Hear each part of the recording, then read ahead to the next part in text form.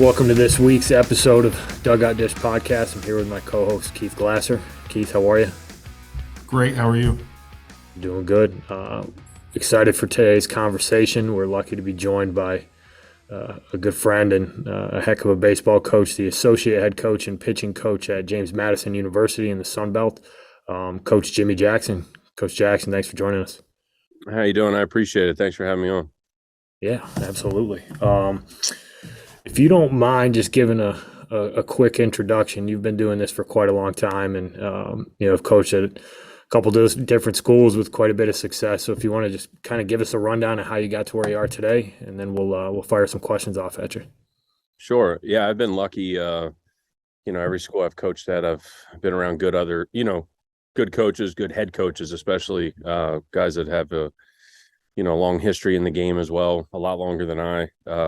Started out coaching at the high school level back home at a private school, Archbishop Spalding in Maryland, which is kind of like became a nationally known program at this point. Back then we were just kind of getting it rolling, but I was lucky enough to coach with a guy there, Steve Miller, who's now the head coach at DeMatha. Again, been, coaching 30, 40 years, something like that by now. And then I moved on to the college ranks for Coach Rossi up at Siena College. That's where me and Coach Glasser coached a little bit together. It's where I met my wife up in New York. So that worked out pretty well for me. And then basically the only team we couldn't beat in that league at the time, that head coach got a job at Fordham University. So then I went with him there. Kevin Layton, who's still the current head coach at Fordham. Was lucky enough to be there for 4 years, again, kind of building that program up. And then was lucky enough to get a chance to come down here to JMU. At the time we were in the CAA. Coach Eikenberry had stepped away from coaching for a very short stint, maybe 6-7 months, just with some family things and being at home. And then basically JMU had reached out and it was something he couldn't pass up, which was basically the same for me, growing up in Maryland. Growing up probably 2.5 hours from here in Harrisonburg. A little bit more lifestyle I was used to. I think 9 times out of 10, most people want to go south as far as baseball is concerned. I know I was always that way. So it was a little odd for me from the coaching aspect because I went north to go south. But it's worked out and been lucky enough to be here for 8 years and just transitioned into the Sun Belt. So it's almost like we're restarting the program again. Building it back into the CAA to be a contender, and now taking a step back going into a Sun Belt conference where again we got to build it up to compete in that's at this level basically. Yeah, Sun Belt's turned into quite the animal from a baseball perspective. I think we touched on that in a podcast recently that that whole Power 5 label for baseball isn't quite that simple, and the Sun Belt's certainly one of those conferences that breaks that mold with just the quality of program from top to bottom that you have to compete with day in and day out. So, it's good to we follow you guys closely, and it's good to see a lot of the success you've had, and you've had a ton of success moving guys onto the pro level. So I think you're going to be able to give some pretty awesome insight to the listeners on the recruiting stuff, but the development stuff as well. So we'll give you your first question, kind of all encompassing, but I think one of the things we try to ask everybody is, what are some of the mechanisms that you use to identify players as far as, maybe camps or travel teams or high school coaches? What are some of the things that you lean on to identify guys that might be good enough for JMU? The biggest thing always comes down to relationships we have with other coaches, other people that are either in the business or been in the business, guys that have done it themselves, whether it's the high school level, the college level, the recruiting circuit, with travel ball. I know a lot of people have a lot of negative things to say about it. I like it. I know it's tough. I know it's expensive. And yes, there's the Chase DeLauters of the world that went in the first round for us that we look like geniuses for getting him when he didn't play big travel ball. But at the end of the day, the kid showed up at our camp and his high school coach brought him the first time. And we just saw something we liked. And to prove how hard this recruiting stuff is, we recruited him as a pitcher and basically told him he was not going to hit. He wasn't strong enough. He wasn't big enough. And we were wrong. because then he turned into a 6'4", 235-pound center fielder, and got drafted in the first round as a hitter. So, it's difficult. But again, we go off people we know. If they think they're a good fit for us as people, we can judge the level, once you do it long enough. Not that you're going to be right all the time, but you got a pretty good handle on that. It's more so them knowing, are they going to fit us personality wise, work ethic wise, things like that. The camp thing is something that we harp on, that coaches do use that very much as an opportunity to evaluate players. And I know that we used it at William and Mary and at different locations to make sure that we got a good read on guys and got a chance to see them play and interact with them from a character perspective. So it's interesting. DeLauder's story is always a good one. I know we've talked about that before, but he was impressive to watch. For sure. And that's the thing. I mean, sorry to have to move around. It started raining a little bit, but I know it's so difficult. I mean, there's guys, gosh, we've had guys come to camp and we pass on them. We don't pull the trigger. And they go play in the ACC and they're all conference players 3 years later. And we're like, oh my gosh, what were we looking at? It might've just been the timing, or what we needed. A kid that got drafted from VCU at the same exact time as Chase DeLauder, they were like, basically like a Mark McGuire, Jose Canseco duo up in the Cape. We could have had that kid when he was a junior in high school. Like, he was asking us to come here. And we turned him down because we didn't think we needed a third baseman, which was clearly wrong. We could have had two of the best hitters on the East Coast as opposed to one at the same time. But yeah, it's difficult as far as that goes. Well, I think the timing of it is one of the hardest parts of recruiting, and we've talked about it a lot, and you and I have had this conversation quite a bit too, we've known each other for almost 15 years at this point in time. I can't believe it's been that long. But you're right. Like, sometimes you see a kid who shows up to camp and you for whatever reason, they don't have a great day, or, you see them one other time and it wasn't that great. And you make your decision, like you said, based off of what you've seen and everything that you've seen over the course of however long that we've all done this. Like, you have a really good idea of where they fit. Sometimes you catch that, like, 2 bad days and it's like, he's good, but not good enough for us. And then, to your point, like 3 years later, you're like, we missed on that guy. Like, we probably, but it's like, it's an inexact science. Like, you're not, if you're hitting at 70, 80%, like, you're doing really good. Like, you're hitting at 20, 30%, we got to revamp what we're doing. But, you're going to miss. I think that's the one thing that's hard to get a handle on as a coach sometimes, is you're going to miss. Like, you just got to be okay with it and know that, we limit those misses as much as we possibly can. Yeah, 100%. And I think that's one thing you learn quickly. And me and you got to taste that a little bit with Coach Rossi, with someone that's, yes, had literally been recruiting longer than we had been alive. Mm-hmm. And we think we know, we're like, I'm telling you, he can do this. I know he can do this. And really it's like, no, we're just guessing. Like, yep. We still think we're right. And sometimes we were, and sometimes we were really wrong. Yep. And everybody does. I'll never forget, like, he thought myself, Coach Datoma, Rob Datoma, who's the head coach at San Francisco right now.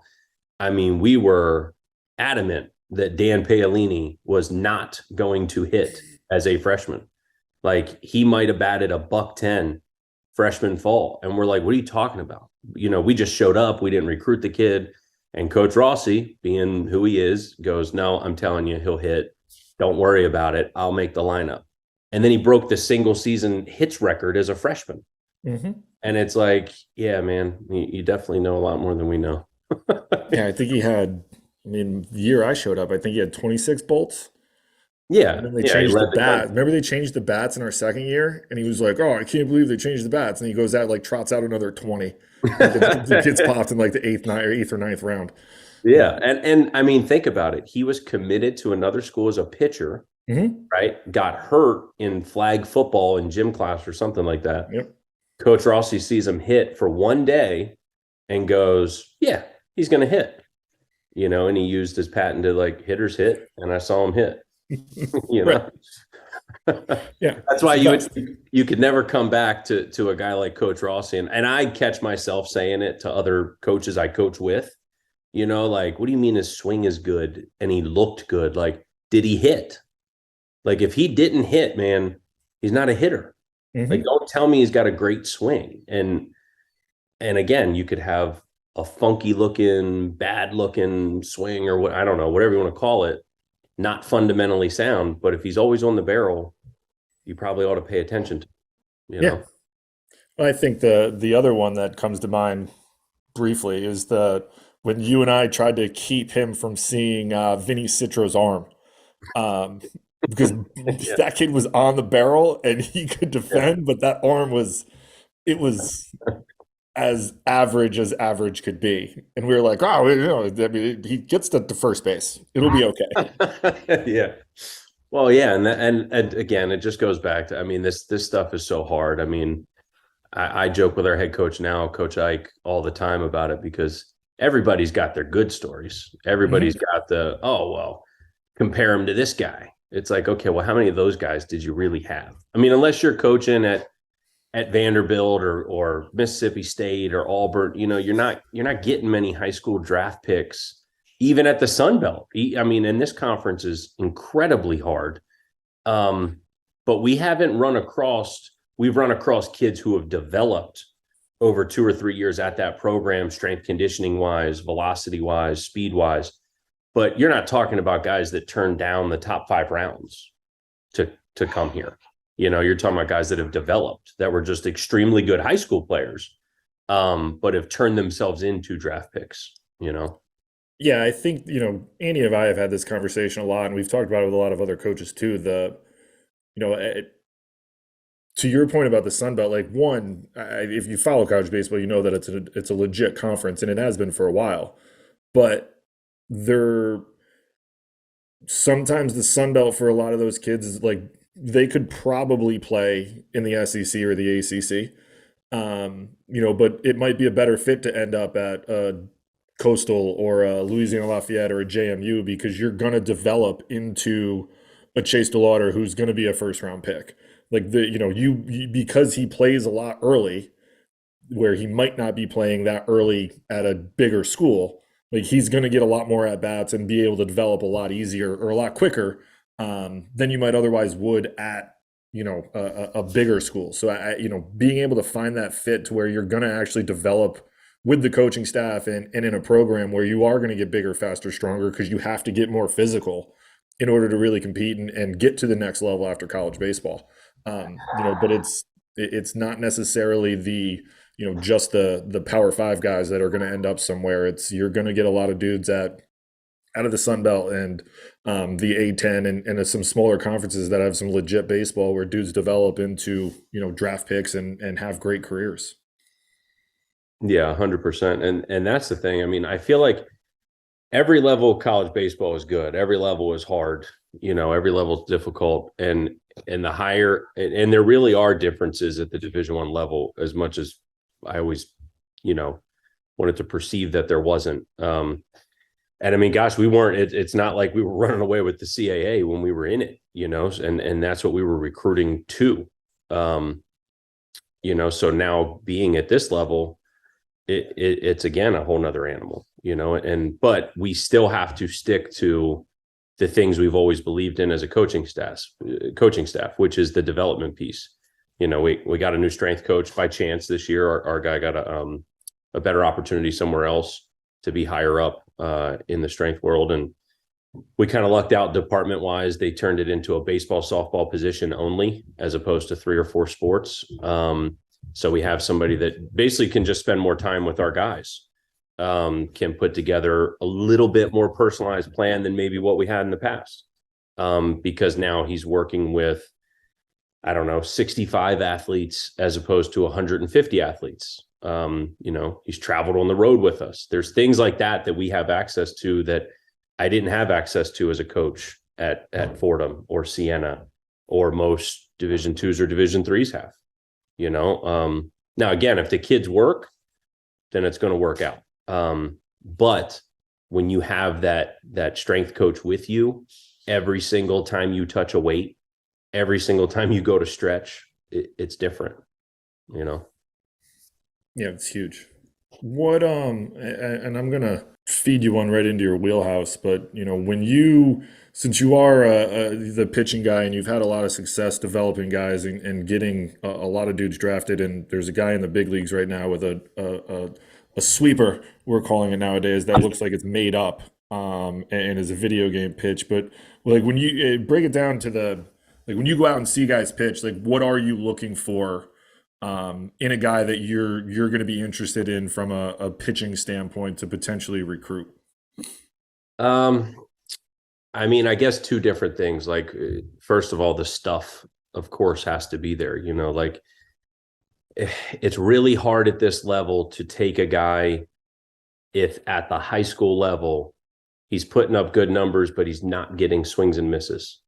If it's, he pitches to a lot of weak contact, it's like, okay, well, yeah, but he's facing a lot of weak hitters. So at least that's the way I look at it. Now, if he's getting a lot of swing and miss at that level, then that should typically translate to at least a little bit of swing and miss at our level until we can help him develop his stuff to get even better. But if he's a pitch to contact, low 80s guy in high school, it's just hard to recruit for us. So stuff, I mean, 100% is important.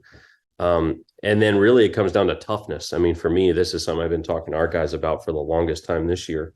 And I use this all the time, and it's nothing, it's not a negative on the guy you just referenced that's in the major leagues. But Kevin Kelly is the perfect example of the most mentally tough kid I've ever coached in my life.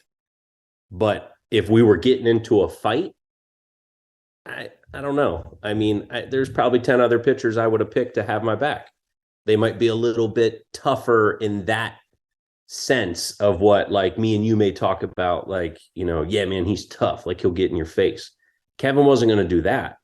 But if the umpire made 3 bad calls in a row, he was still going to execute the 4th pitch.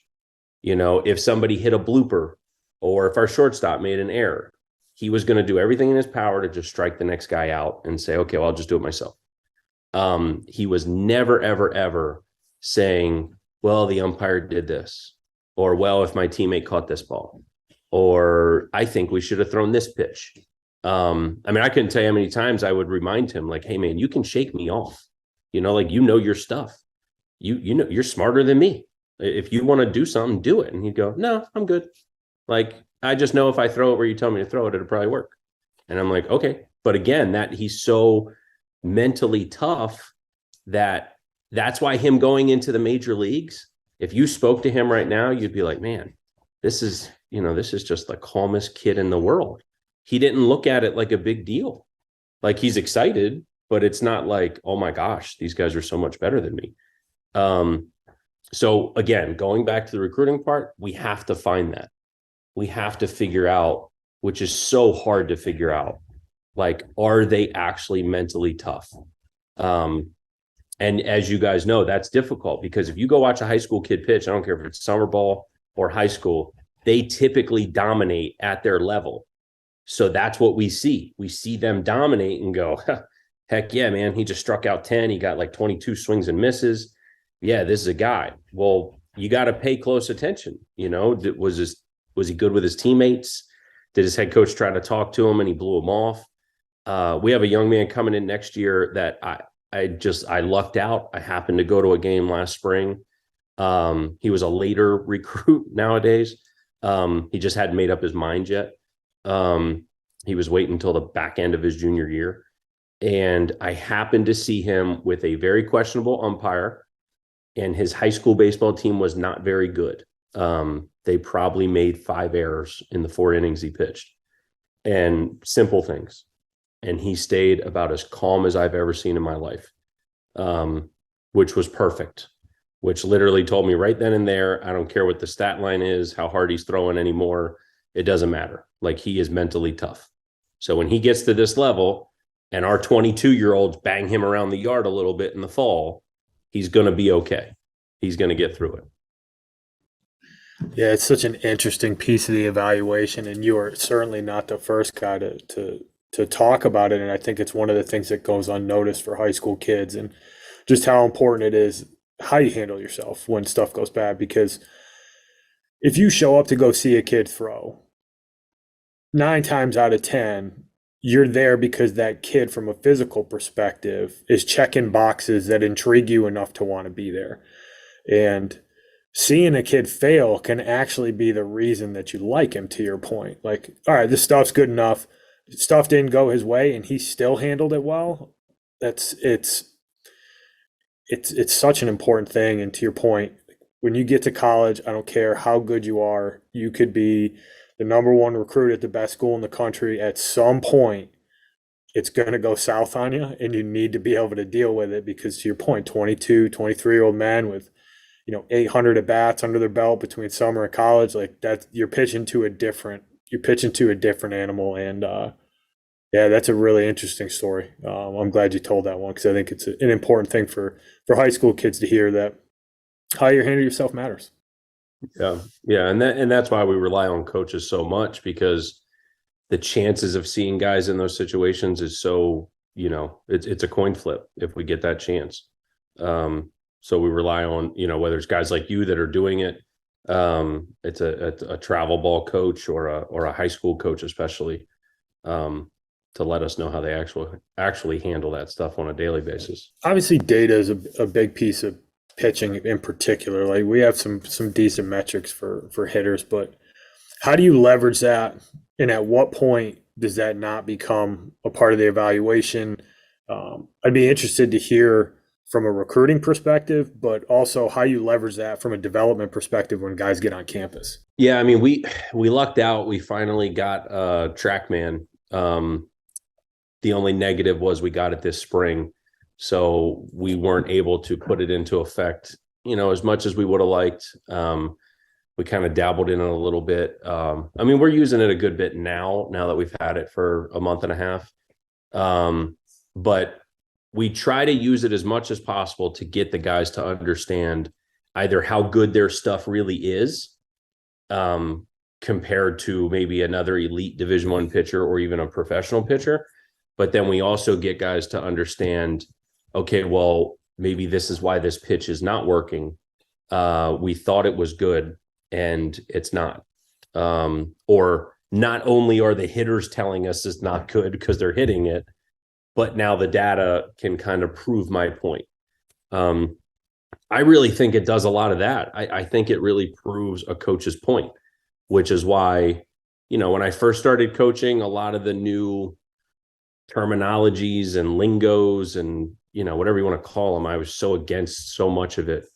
And then I kept moving on to a little bit better players as a whole, or a little bit smarter kid, that knew a heck of a lot more than I did, or came from some private facilities that used some things that I didn't know.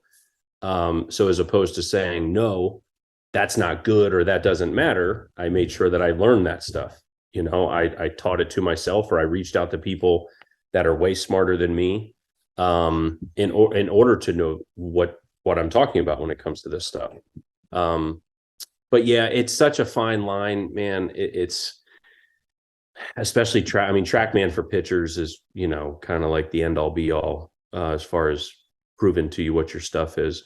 But again, there's things I learn about it every few weeks or every few months that I'm like, oh, there's one more interesting point to it that maybe we could use to our advantage. I mean, to be honest, we have 2 guys right now that we were constantly trying to get them to sink the ball better, because their slot made sense, common sense, I thought. And then you start looking at some of the metrics and you're going, oh my God, what are we doing?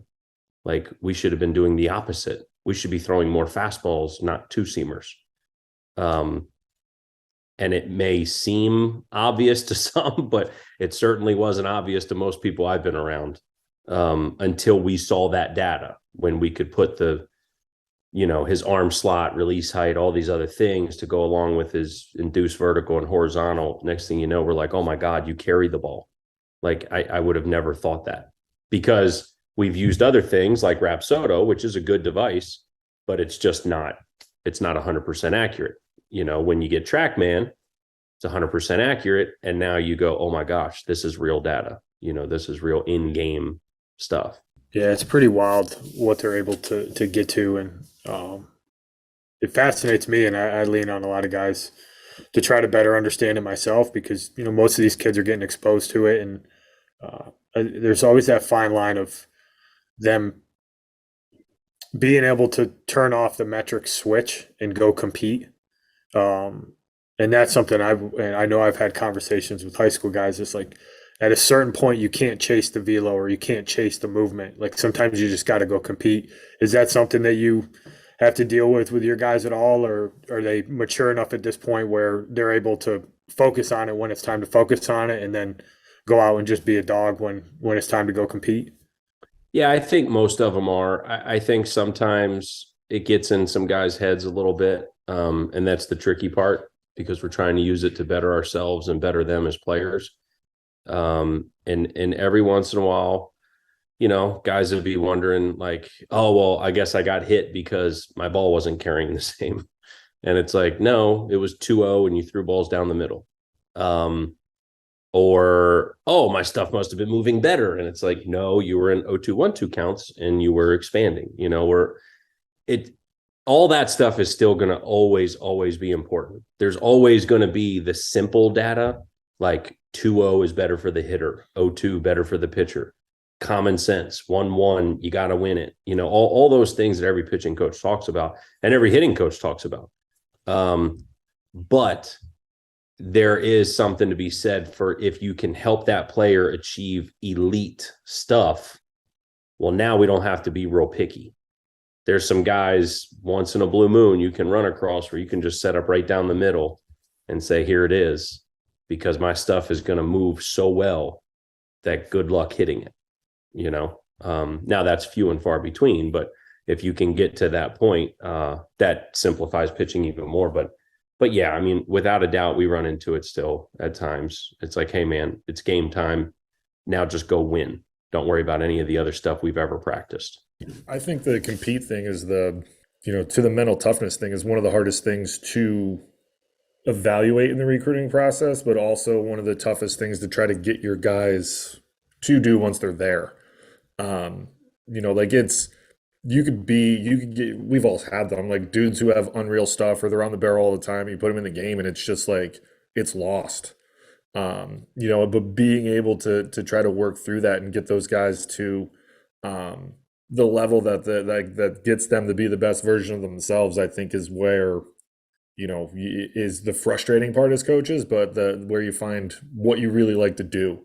But there's I think nowadays with the data and everything you can break down, I've found, at least when I was coaching, that you can kind of get those kids a little bit sped up, I think, on that track. Because it's like, hey, like, look, I'm telling you, you're good enough. Like, your stuff's good enough.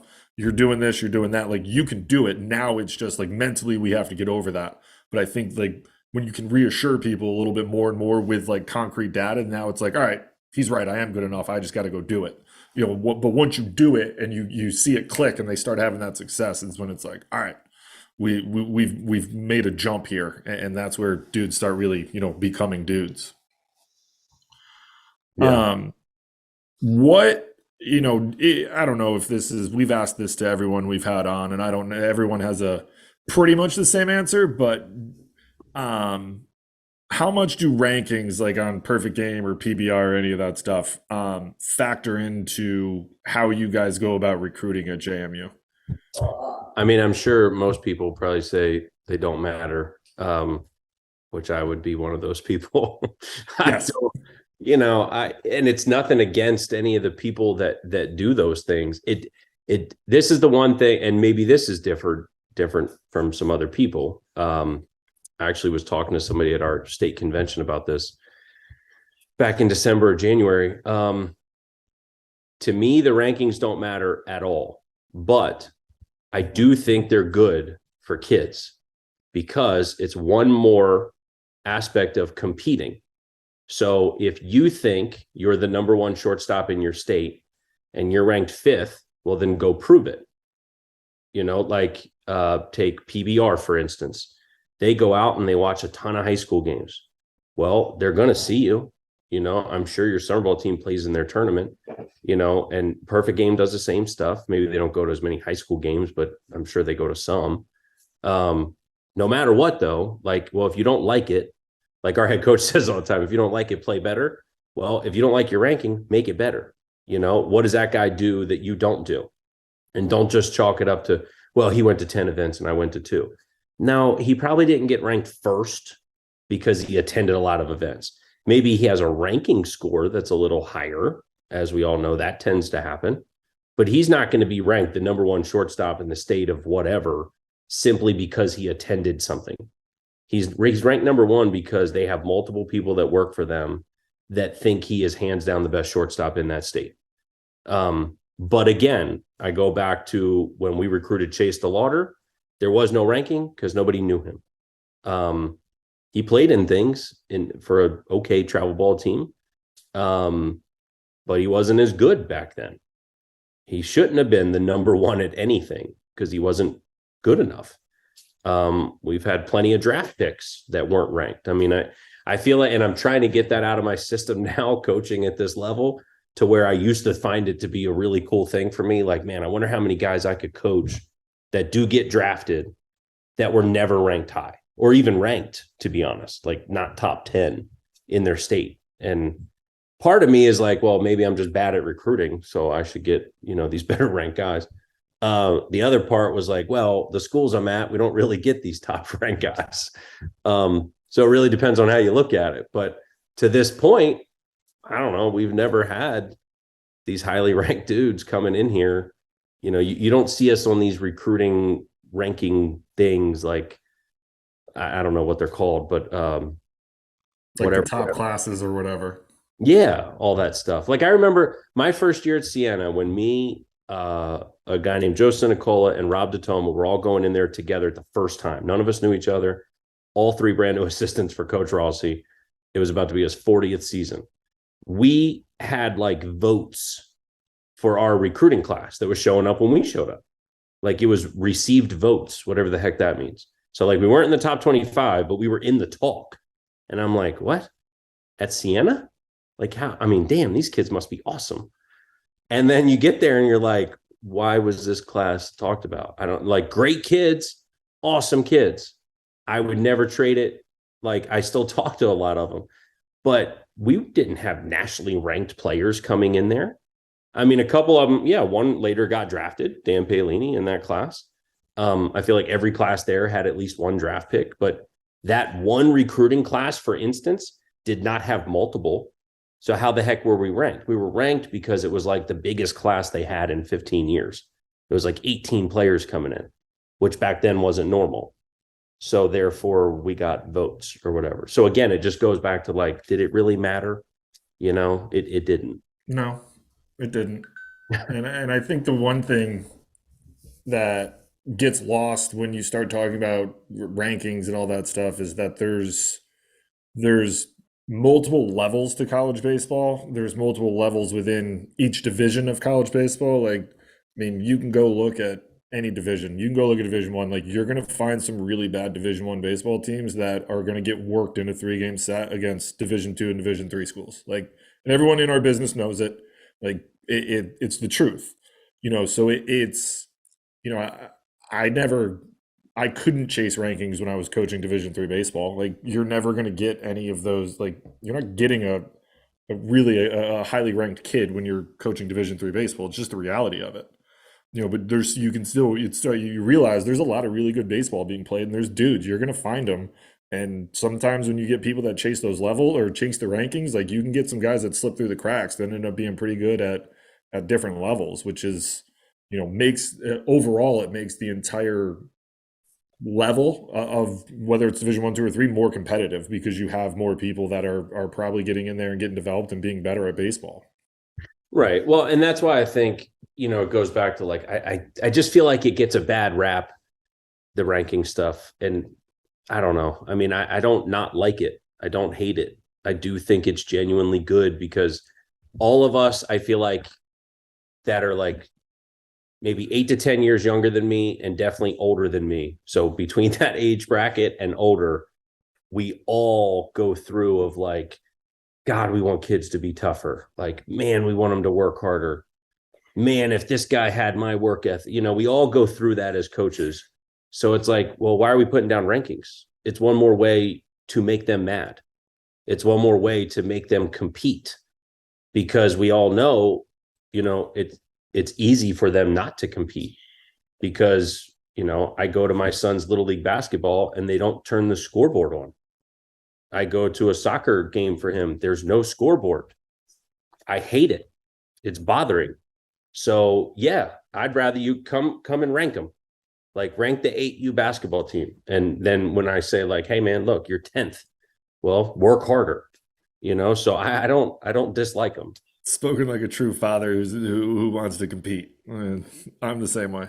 Yeah, that's I mean, you're absolutely right. Like, I never really thought of it that way, right? I've always thought of it from the recruiting perspective of I didn't really care what PBR ranked a kid. If I thought the kid was good enough and based on, experience as a coach evaluating and understanding the players you have on campus and, how guys fit and how guys progress. But I think you're right.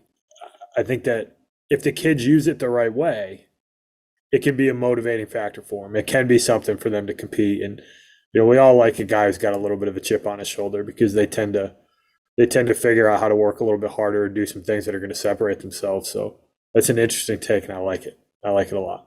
Well, think of all the guys that all of us have coached that weren't on athletic scholarship money and became really good, like really good. And you're like, damn, I almost don't even want to tell the head coach to put him on money because it stops working. It's like, damn, he earned it. Yeah. So you got to give it to him. But you almost want to be like, okay, well, let's take some of these other guys off it and earn it again. Like don't forget what it took to earn it. I mean, I know at one point here, we had our whole weekend rotation was recruited as, recruited walk-ons. So yeah, they were guaranteed spots and everything, but they weren't guaranteed scholarship money. And sometimes those guys just outwork the others. Not always, don't get me wrong. We've had plenty of draft picks and weekend guys that came in on scholarship money, but there is always something to kind of be said for that type of thing. I think the other thing too, when you get to college, Andy says it all the time, it's a meritocracy. Like it doesn't matter if you're a recruited walk-on or you're on scholarship money. Like as coaches for us, we get paid to win baseball games. So if you're going to help us win baseball games, you're going to find yourself with the ball on the mound or in the lineup. It doesn't matter if you're guaranteed a spot or, you're on 70%. Like you can be on 70% and not help us win. You're going to find yourself sitting next to you or, hey, you're a recruited walk-on, but this kid has swing and miss stuff. Like you're in, dude. Like here's the baseball. Go get it. Like it doesn't matter because at the end of the day, like, you got to win them. You got to win baseball games. You're going to put the guys who are going to give you the best spot or the best shot to win games are going to find themselves in those high leverage spots. I've never heard of a coach to be like, he could really help us win here, but he's a walk-on, so we're not going to go to him. We're going to go to the guy who's pitching at an 11 clip and he's on 80%. Like, no, we're going to go to the dude who's going to get the ball and shove, who's a recruited walk-on. Doesn't matter. I'm trying to win.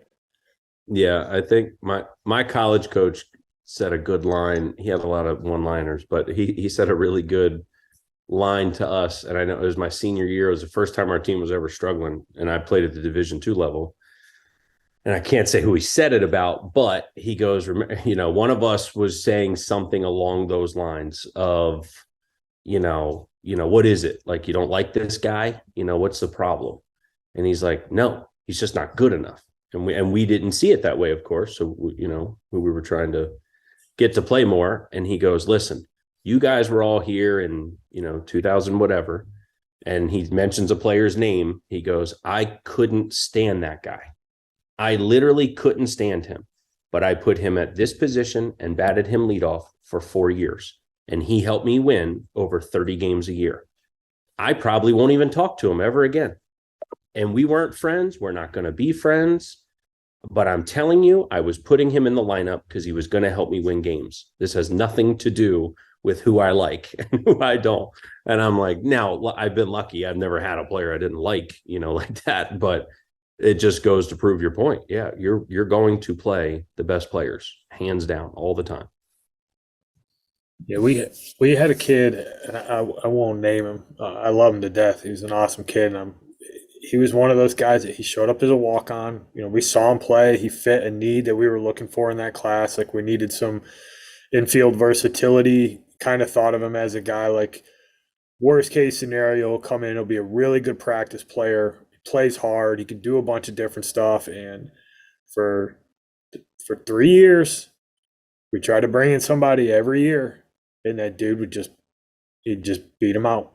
And he'd go through lulls where it was like, all right, this is where his luck runs out. Like, we're gonna get, and then he'd make a play at third base in a clutch spot, and it would change the game. Or he'd get a bunt down, or he'd find a way to get to velocity that he shouldn't be able to handle. And he just had a knack for doing it. And he just kept playing. He just kept playing. And I think he recorded the final out in the regional to get us to the regional final. And it was kind of like, yeah, I figured that was going to happen. Like, he just had a knack for showing up when he needed to show up. And he was, far from over talented or anything, but he was an awesome kid. He's a great practice player, and it showed up on the game day. So it's I always laugh about those stories, and yeah, you got to win. So if you can do it, bring it on. As far as kids that come to campus, what do you think the biggest learning curve is for freshmen when they get there? Like, if you're going to give some advice to a high school kid who's getting ready to go on campus, what are some things that you see in players that are successful when they get there? Yeah, I think just overall player, be it hitter, pitcher, even other student athletes, I think it comes down to time management. I mean, if they constantly put off work, if they procrastinate, if they sleep in and they should have woken up, those are the guys that really, really struggle. That we started, for instance, we've done it since our second or third year here. We're able to bring some guys in for summer school for like a 4 to 6 week stretch. And all they do is take one class. They're with our academic advisor a couple days a week. They do the one class with our strength guy 4 or 5 days a week. And it's not some crazy, like, oh my God, we put on 15 pounds or, they're starting out with an A, but at the end of the day, it's more so like, get used to campus, get used to what it's like. And by the way, we haven't even added in baseball yet. So once we add in baseball, every kid, and you guys know from coaching at this level, it is a different animal. So if you don't love baseball, and I mean love it, you better not play Division I, because the amount of time that our guys are asked to put into this is so much beyond what you would ever imagine unless you've done it or you've coached it. Like, you think and you have no idea. And I played at a very, very good Division II school. I thought we hit a lot on our own. I thought we worked a lot on their own. It is nothing compared to what these guys do. Whether it's the early hitting or the meetings or going over video, which we have access to now, going over TrackMan stuff. I mean, it's a lot, it's a whole lot. And I mean, I was joking with our compliance guy I not too long ago. And I said, yeah, the NCAA puts a 20-hour limit on us, of course. And I swear we don't break that. I promise you. But if you had to count the time that our guys put in on their own on top of our 20, I mean, you're talking like a 40-hour work week. And by the way, they need to pass 15 credit hours. And oh, by the way, you better have a 2.5 or better just to make sure you're not borderline ineligible. And we're shooting for 3.0s or better. So like it's a hell of a lot harder than people think. So I think, again, it just comes back to time management. If you genuinely... The thing that sticks out to me, what you said is... Go ahead, Jimmy. I'm sorry. Oh, no, you're good. I was just saying, like, if you genuinely care about getting your degree and you genuinely care about making it to the next level athletically, then those are the guys that are going to be fine. We're always going to be okay with those guys. It's the bare minimum is what is the eye raising point of it, is that what you just talked about, if you want to compete at the level that those kids need to be able to compete at to help you win games, what you just described, that's the baseline. And if you, I'm sure you have guys who do more than that, who, it may not be a part of their hourly, but are super disciplined with what they eat, or super disciplined with their sleep routines, have a really dedicated preparation routine that they do before practice, whether it's stretching or, I know meditation is a thing that a lot of guys have adapted, and I know some staffs have used it with what they do. And that's kind of the eye-opening thing for high school players who may be listening here, is that what you do in high school, you think you work hard because you go to the guy who helps you with your swing twice a week. You think you work hard because you go to the gym a couple times a week. You go to your pitching guy a couple times a week. When you get to college, the bare minimum is higher than that in terms of the hours that are required. Plus, you need to be a really good student. Plus, you need to be a really quality member of the community. And I'm glad you highlighted that, because I do think it can be an eye-opening experience. And I've personally seen guys who are really talented have trouble with that transition, and it can really set them back, because it's not just the baseball stuff that impacts the baseball stuff. Not being able to handle your business off the field bleeds into the on-field stuff, and you'll see some really talented guys who might lose a year of development because it took them 6 months to figure out how to just handle themselves on a day-to-day basis, and it can be difficult. It definitely can. Yeah, and honestly, that's why I think it's so hard at this level to hope and rely on freshmen, to be honest. And it's nothing against them, just because they're 18, 19 doesn't matter. Because again, some of them can step right in and their time management skills are on point. They work hard, they do eat right, they get their sleep, they do everything they're asked, and they prove they can compete at this level. But more often than not, you need a little bit of time to adapt and get used to it. It's not just, can you hit this level of pitching, or can you get this level of hitter out? It's also all those other, little things that add up that, I tell our guys all the time. I'm like, man, if we have a freshman pitcher do great, I mean, I'm pumped for them and I'm excited as anybody else. But I never, look at our recruiting board and go, oh yeah, those 4 freshmen are going to help us right away, because I just don't know what they're going to go through. Being away from home might be too hard on one of them. So it might take them a fall to get used to it. The classes might be too hard on another one. It might take them a fall to get used to it. The other one does struggle because the level of play is higher than he thought. But yeah, there's so many pieces that go into it for sure. I thought it was interesting. We had Eric on. He was our first guest. But he kind of, he talked about a lot of the similar things, like, you're on your own for your first time. Like, no one's doing your laundry and no one's cooking you food. And you need to actually eat at least 3 meals a day, if not more. Like, as a freshman, generally they want you to put on weight to get bigger and stronger. So like, you should be eating more.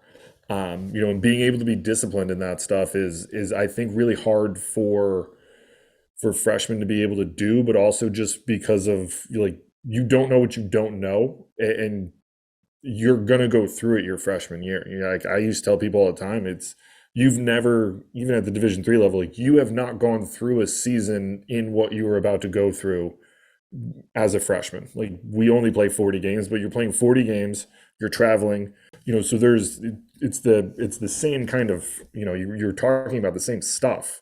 It's just, it's going to be the same no matter where you are, whether it's JMU, whether it's RPI. Like, you have to manage your time, and you have to be able to take care of yourself in order to compete, from the second you set foot on campus. Like, you might not be ready, and that's okay. Like, but if you trust the process that the coaches are putting you through, like, you're going to find yourself in a pretty good spot, probably by the tail end of freshman year and into sophomore year. And then you start really competing and getting into it. Nowadays, and I don't envy these young men who are going through this nowadays, because this wasn't around when us 3 dinosaurs were growing up. But how much do you guys leverage social media just in the recruiting process? Like, on Twitter, Instagram, whatever apps you could follow, things like that, in identifying, do you identify with, like, do you use it at all? What do you guys do with Twitter, Instagram, things like that? Yeah, I mean, I think we do a decent amount. We try to use our platforms more so just to tell people what we do, show people what we do. I know a few years ago I was doing it a lot more, and to be honest, it just got tiring. Um, I don't really have a better excuse than that. It just got to be a lot.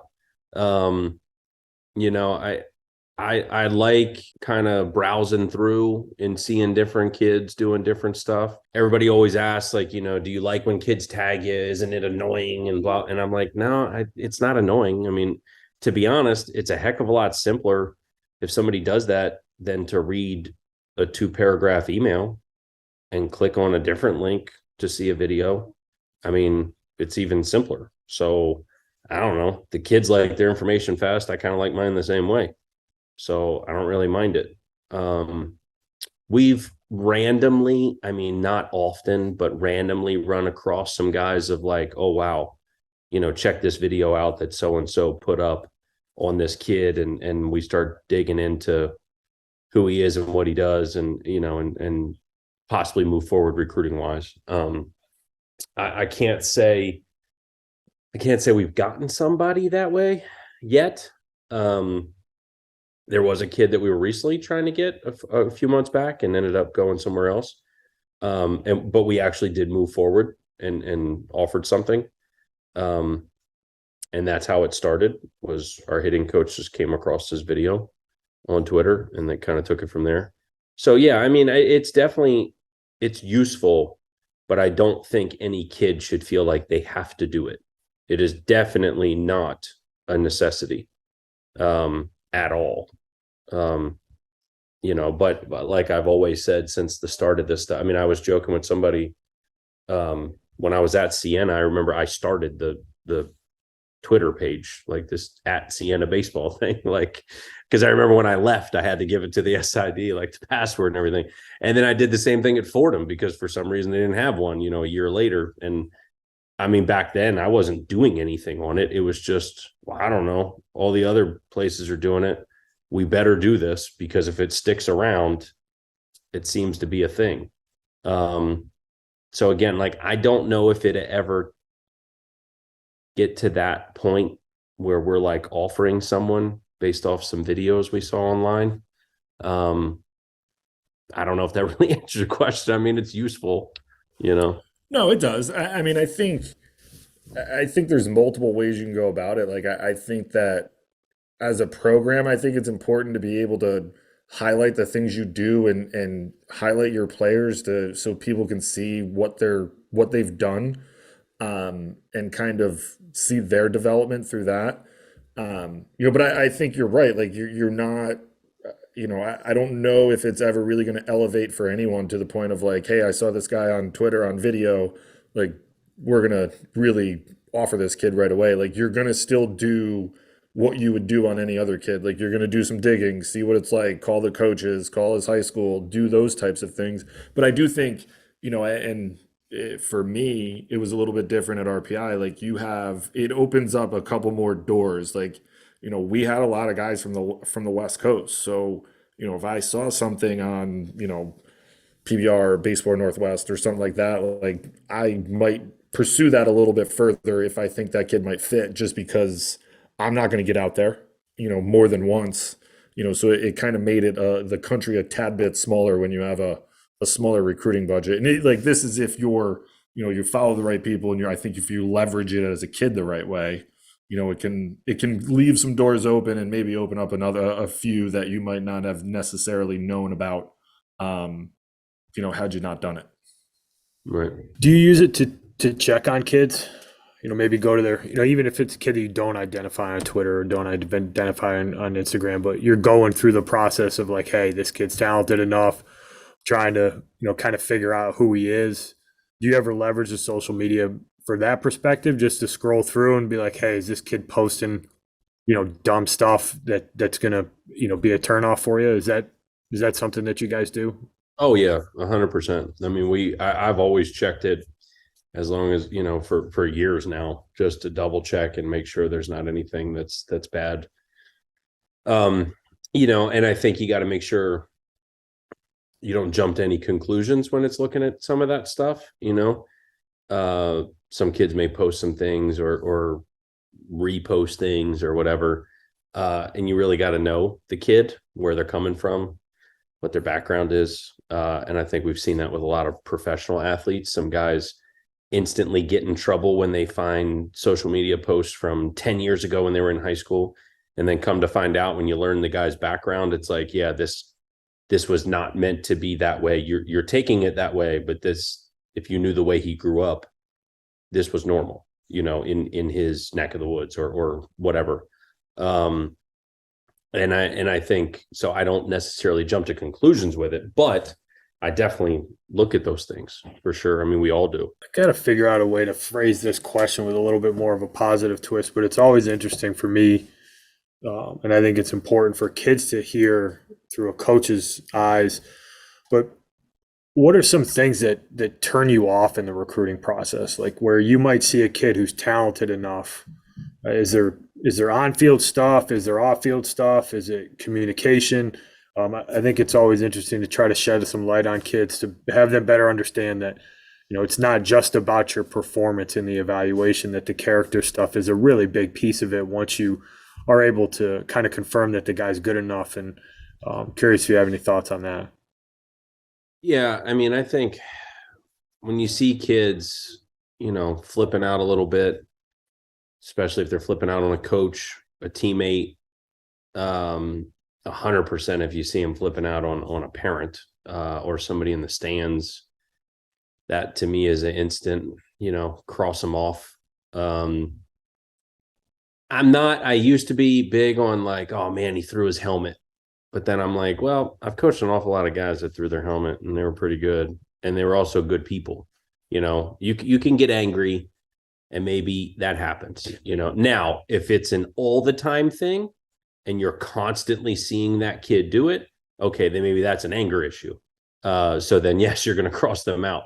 But if it's, I'm not big on like, oh, he didn't hustle one time, so therefore he's out. I just don't think you can afford to do that because there's no such thing. I mean, we've played the best teams in the country, and I hear their coaches having to remind guys, just like we do sometimes, hey, you have to run that out or hustle. Like, yes, we would like to never have to remind guys of that, but we'd be lying if we said we never did. So to expect a high school kid to not jog one time, that's a little overboard in my mind. But again, if we're seeing it nonstop, then it's a problem. If I've seen him put 4 balls in play and he hustled once, then he's out. If I've seen him pitch, it might only be one time, but he's questioning the umpire out loud, vocally, saying something to his coaches, whether it's about pitch calling or whatever. I mean, I literally, and you would know who I'm talking about just because of where he went, but nothing against the kid. I'm sure he's a nice person, but I remember crossing a kid off at a high school game because his mom offered him something, which I was okay with. I'm not like, oh my God, don't let your mom or dad give you a water. Like, your high school team didn't supply anything, so you need something. You came straight from school. But the way he spoke to his mother, I happened to be standing next to the dugout, and I instantly went, oh my God. And I walked down the line because I couldn't believe the way he spoke. And one of our commits was on the same team. And I remember going out there and I saw our commit, his dad used to sit behind the right field fence. And I went down there and I said, hey, I gotta ask you, what's the deal with so-and-so? And he just kind of rolled his eyes. And I said, no, man, I need you to be honest. Like, this is borderline. We're going to offer him a scholarship, but I just heard this. And he goes, Coach, that's every day. And I went, okay, I'll see you later. And I was out.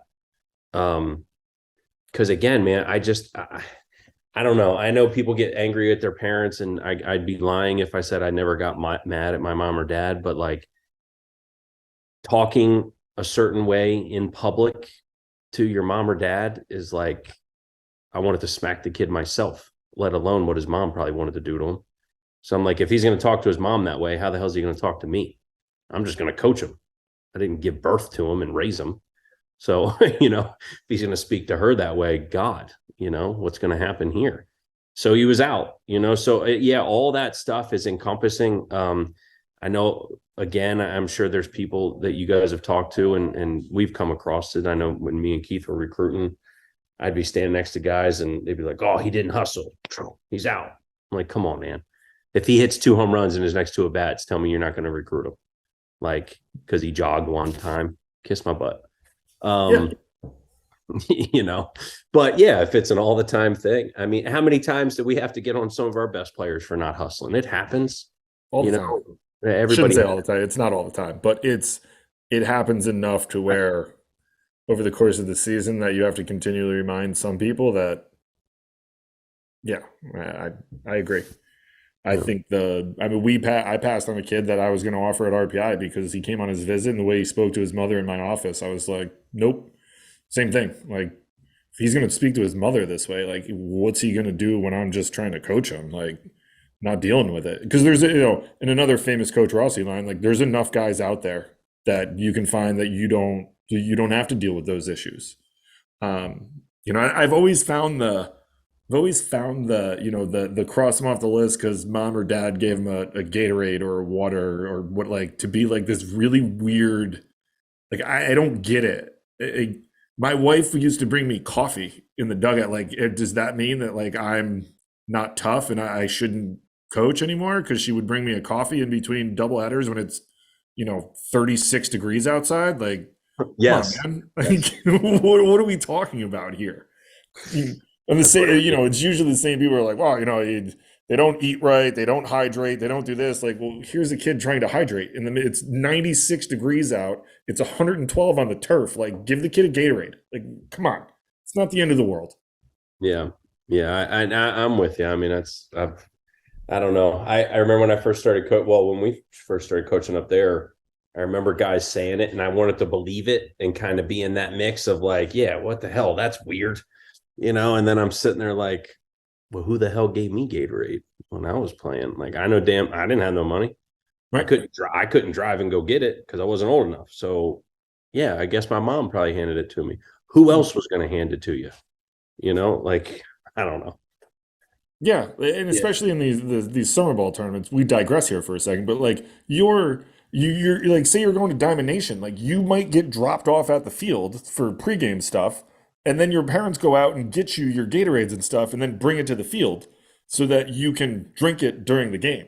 Like like you're doing everything you're supposed to be doing. Like, right. If you're not like. Oh, it drives me. Right like, now, I've always found that to be a very weird and particular thing that like people kind of laugh like, oh wow, mom gave him a Gatorade. Like, okay, and well, but I think that's the difference between the two, right? So I would never cross somebody off for being handed something like that they need. Now, if the kid goes out of his way to go, hey, ma, give me a damn Gatorade. Okay, now you're out. Mm-hmm. Like, that's different because, again, that turns into you speaking disrespectfully to your mom or your dad or your uncle. I don't care who it is, to anybody that way. Those are two different things, though. Accepting something that you need, no big deal. But demanding something, okay, calm down. You're 16 years old. Yeah, very, very stark difference. But yes, I agree. Yeah, I think that the big theme there is, like, is it something that happens routinely, right? To your point, kid doesn't run a ball out hard once. Okay. Well, now you caught my attention, so I'm going to pay extra attention to how hard you play. If you play hard and that's an outlier, then okay. But if I come to see you play a couple times and the motor's just not there, then it becomes concerning. And I think that that's a big thing for kids to understand. Coach Murphy, one of my all-time favorites, used to have saying, everybody reserves the right to get better. And I always thought that was an interesting take for young kids to understand that they have the ability to do that. And I try to keep that in mind when I watch guys that, all right, if the kid doesn't play hard for a game, okay, well, let's talk to him about it. Like, let's let him know that, okay, moving forward, you need to be, you need to play with a little more energy. And if you have that talk and the play hard stuff is still an issue, then it's, then you really need to sit down and think about, all right, how can we make a difference for this guy? And the quicker players figure that out, I think it puts them in a situation where they're not going to get crossed off by that one guy who might show up at the field pissed off, and you don't run a ball out one time and he goes, I'm out of here. But no, that's interesting stuff. I'm curious about the guy that you were talking about. Maybe we'll follow up on that later. Yeah. I know he ended up at that school. I just can't remember if you were there at that time. But gotcha. I'll have to, we'll circle back when we get off the interwebs here. Yeah. Got one more question for you, and we like to close it out like this. So if you were going to give a piece of advice or a couple of small pieces of advice to high school kids as they go through this process, of trying to play at the collegiate level, not necessarily at the level that you guys play at, but just somebody who's pursuing college baseball as an opportunity, what would you say to these guys? Honestly, I just think it comes down to work. If they work to be as good as they can be and don't worry about the outside distractions, if you can help to not worry about the rankings, don't worry about your teammate that already committed, don't worry about some kid in the neighboring town that already committed, like genuinely work to be as good as you can possibly be, then it's going to pay off. It's going to work out. I can't tell you how many times I've coached somebody that just puts their head down and works, and it always works out for those guys, always. And I think that's the hard thing. It's way harder now for a high school kid. And I know there's way more events and there's way more things to be publicized for and social media and stuff, but that also means way, way more distractions. I didn't have this many distractions when I was in high school. I was just hoping to God somebody would come to a game to watch me play. That's why I don't cross guys off so quickly. I don't know what it's like to pitch on a main field with 15 grown men back there pointing a radar gun at me. I don't know what that's like. I wasn't good enough to do it. And, I played, but I wasn't that good. And at the high school level, we didn't have recruiting events like that. So I take it for what it is and don't really cross guys out too quickly, because if they work hard, then it's going to work out for them. I can't tell you how many times I've talked to recruits on the phone and they've come out and asked like, well, where are we with the recruiting process? And I'm like, well, we just got to see you more. It's not like we haven't seen you good enough. We just can't make our mind up. We need to see you more. And I think a lot of kids, that's why you see kids jumping at those first offers so much. Or when a school says, well, you got 14 days. I'm going to hold a gun to your head. You got 14 days. Tell me if you want to make this life decision or not. To me, that's just idiotic. Which again, I tell kids the same thing. If you want to come to this school where I happen to be coaching and you don't want that gun held to your head at that other place, do you think you're going to work hard enough to be good enough for us? And if you do, then don't commit to the other place. Give us more time to see you because you're good enough to play at this level. But if you don't think you are, or you're not sure, or you're not willing to work for it, then go ahead and commit somewhere else anyways. Who cares? We'll move on. As Keith said earlier, we'll find somebody else. There's plenty of players. I think that's all it is, man. It comes down to work ethic. I think the other thing too, when you start talking about the deadlines and things like that, like there's, you can't tell me, to your point, like if you continue to work hard and you believe that you're good enough, like you can't tell me that if that's the school you want to go to and they deadline you and they're like, hey, we're going to move on because you passed, that you continue to work and you're really, really good still, that they're not going to come back and be like, hey, we still have a spot for you. Like nobody in the, we just talked about 20 minutes ago that you're going to put the best guys in the lineup to win games. Like if you're going to be that good, like they'll circle back and be like, hey, we still got a spot. And if they don't, fine, because there's going to be plenty of other schools that are going to be out there that are just as good, potentially better, that you can go to that are likely going to end up being the better fit for you anyways, right? Like if you're on the fence about being deadlined and stuff, like that should kind of tell you something, like maybe this isn't the play, like maybe this isn't the right fit for me right now because I'm on the fence and it just doesn't feel right. Like it's fine, man. Like you're likely going to end up with more offers if you keep working at this and getting better. You're going to end up in the spot that's the best fit for you, to go be a student athlete and get good grades and be developed and find yourself in a spot that's going to benefit you rather than like, hey, you got to tell us what you're doing now. And I think that I have a hard time believing that if you put your head down and you work really hard at it, that's still not going to be available, or other opportunities aren't going to pop up. Right. No, I agree 100%. I mean, we do things a little different than that. Like our head coach has always been big on it, and I always have as well. And this is kind of what we did at other schools too, was if we were to offer something, whether it's spot, money, anything, we offer anything. We tell guys all the time, like, hey, we'll give you some time, but at some point I'm going to let you know we're going to offer it to someone else, because we can't sit on it and wait forever. You're not the only shortstop we're recruiting. We have to move to option 2. And it's not to make you say yes. It's just to give you a heads up that we're throwing it out there to somebody else. And now if they take it, then I'm going to have to call you, which is a crappy call, and say, hey, we would still want you, but not in the same dynamic, because now we got this guy.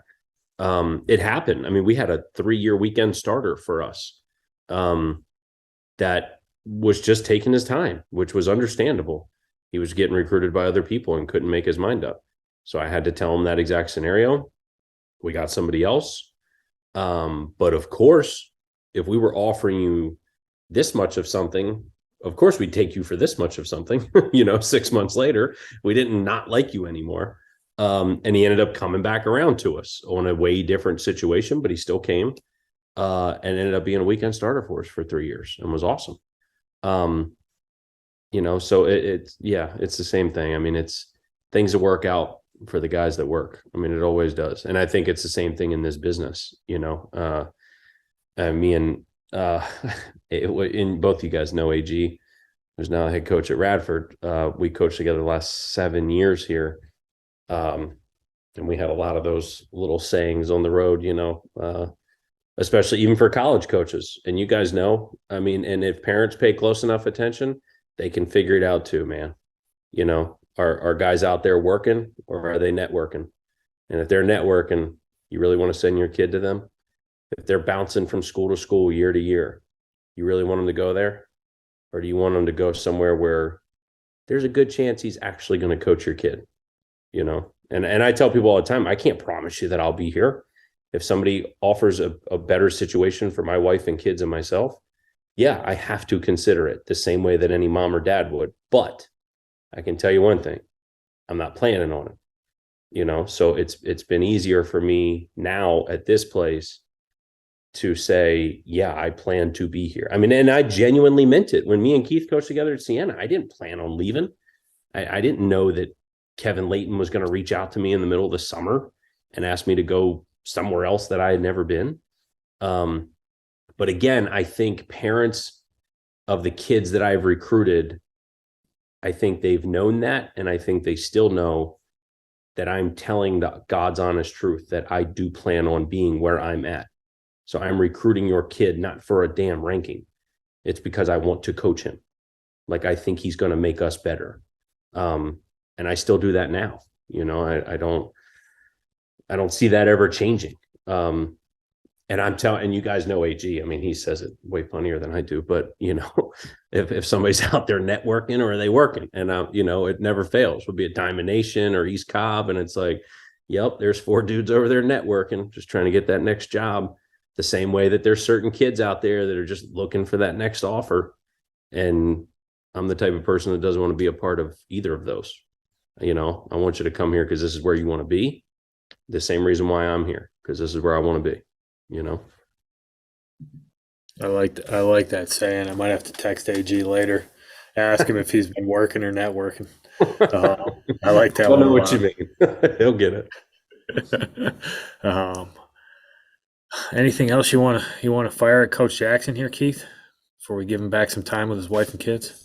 No, Jimmy, we've known each other for 15 years. I appreciate you taking the time to sit down here and do this. This has been great. You were phenomenal at this. So thank you so much. No, I appreciate it, man. I appreciate you guys having me on, and hopefully this thing keeps rolling, and we can get some boys from y'all now. Yeah, that's the plan, man. Thanks a lot, Jimmy. Really appreciate your time, man. Good luck this week against UVA on Wednesday, and then weekend series in Marshall. So always rooting for you guys. Following you closely. But can't thank you enough. I'm sure people learned a lot from what you had to say, and really appreciate your time. Thanks, Andy. Appreciate you, bro. Thanks, guys. Well, that's it for this week's episode. Check in next week. Thanks, everybody.